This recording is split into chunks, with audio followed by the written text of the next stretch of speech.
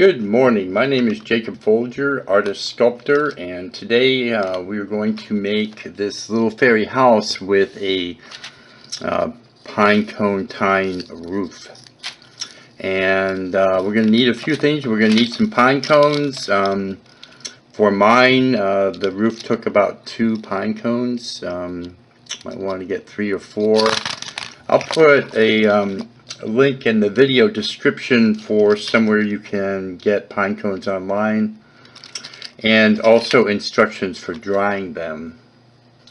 We're also going to be using polymer clay. I'm using black Sculpey 3, and the reason why I use black is because the finish looks really good. The finish I do looks really good on black.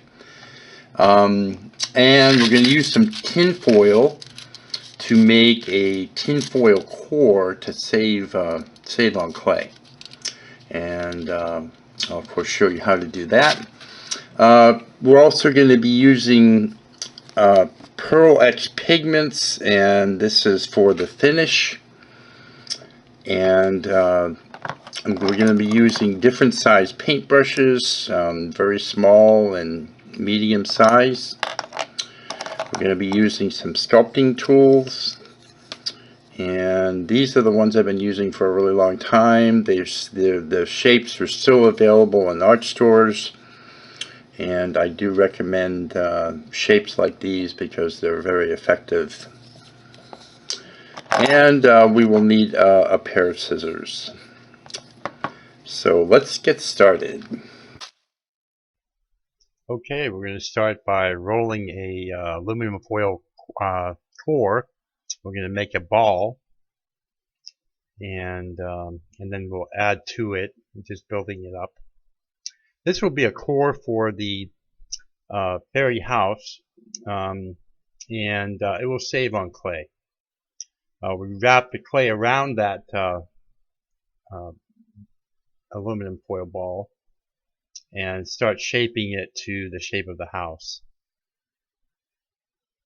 Now I'm rolling the roof, and if you can see it, I have my hands at a V shape, upside down V shape, which will make it a cone, the roof part a cone shape. And then I just start forming it with my fingers to the shape I want.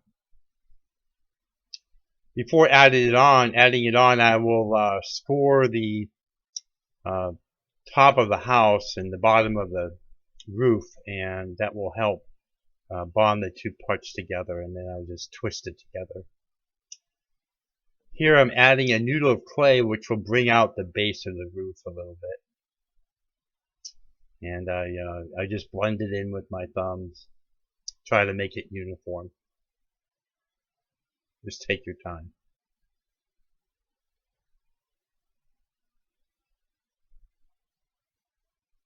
Now I've got the roof almost ready, and now I'm going to prepare a pine cone. And what I do is I basically push down so that the tines are going, or the tiles are going the other way, and that will be make it easier to get to with a pair of scissors. And then I just simply cut the little leaves. I'm not sure what to call them. Leaves, tines, tiles, what have you.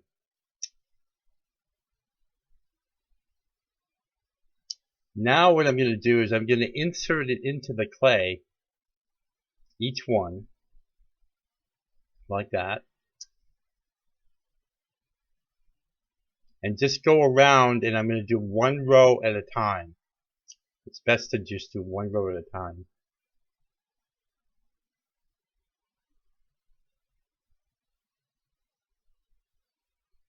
Now I want to offset the next one so that that row starts at the center of 2 of the tiles.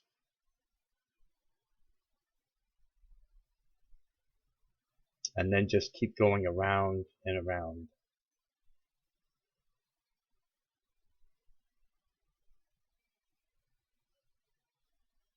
And that's what the finished roof looks like. Okay, so now I want to make a door frame, and since the walls of the house are thin because the foil's on the inside, I'm building out the door frame with a noodle of clay.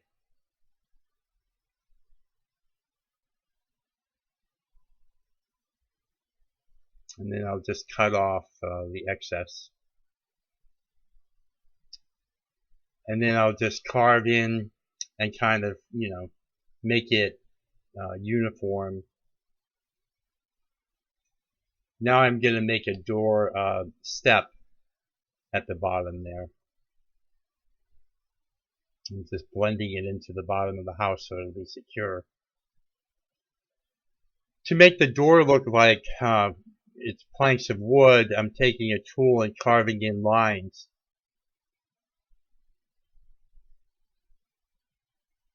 Now I'm rolling a door ring. I want a ring for the door.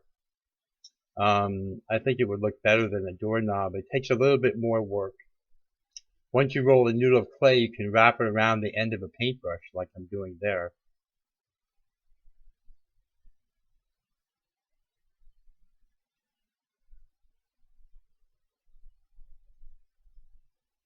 You can see.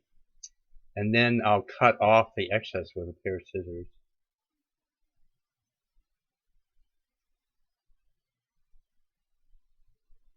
Next, I'll hold the brush with the ring on it up against the door and then just push it off with my fingers. And then shape it so that it stays round. This type of door ring, doing it this way, it looks really cool. It takes a bit of patience because it's so small, but it really looks neat when it's done. I'm putting a little bracket on there to hold the door ring. And then using a small paintbrush, I'm just pushing it into place, the little bracket. Now I'm going to do a window and just a noodle of clay and making a round window frame. And I can use my sculpting tool to get it shaped into place and then add crossbars, little pieces of clay. Roll them into place, and then using a sculpting tool, I'll take my time and just blend everything together and make sure it's shaped nicely. Not shown here, I did a window like that on the other side as well. Now we're going to be working with Pearlized Pigments, and this is a powdered metallic material.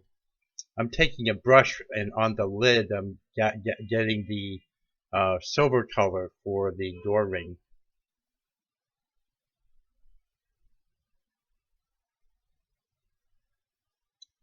And now I'm taking antique bronze, the same material from Pearlized Pigments, and I'm putting it on with my finger because I just think it looks better that way when you put it on with your finger. And then I'll go back afterwards and just touch it up with a brush. But I'm really trying just for an antique look. I'm not looking to like cover the whole thing with gold or bronze. I want some of the black to show through. I want it to look old, kind of ancient, like a old fairy house would be.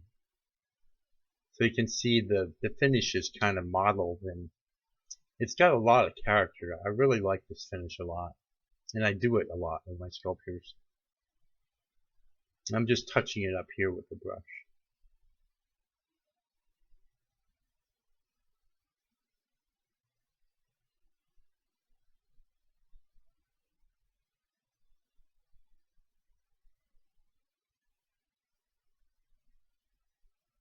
Of course, you can finish it any way you like.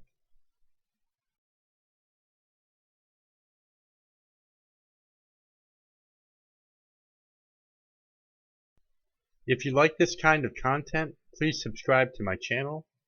Please rate the video. It does matter. And leave me a comment. If you have any questions, you can leave me a comment in something in the comment section. And if you make a house like this, please take a photo of it and send it to my email address, which is in the About section of my channel page. Thanks so much for watching, and have a great day.